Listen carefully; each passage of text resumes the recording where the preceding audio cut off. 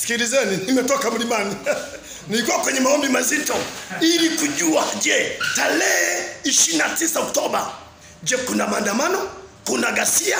Lakini Roho wa Bwana kaniambia hakuna ghasia wala kuna maandamano. Kwa jambo la msingi, ndugu zangu wa Tanzania, tarehe 29 ya mwezi wa 10 2025 tunaenda kutiki. Na Mungu akasema mtumishi yoyote anayesema Mungu amemtuma kusema kwamba kuna uchaguzi, kusema kwamba mama hatoshinda, kwamba Mungu hajamchagua kwa Tanzania, huyo si nabii wa Bwana, huyo ni nabii wa uongo akizungumza mawazo yake mwenyewe. Naita mchungaji wa taifa. Tunaenda kutiki.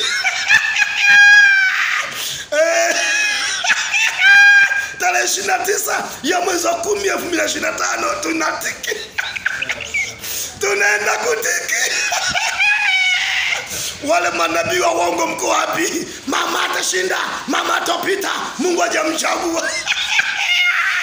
Tunaenda kutiki mwanangu. Mungu amenithibitishia kwamba kutakuwa na amani, kutakuwa na furaha tarehe 29 ya mwezi wa 10 2025. Nimetoka mwanangu, nilikuwa Kisarawe mlimani kwa ajili ya maombi ili kumuita Bwana kwa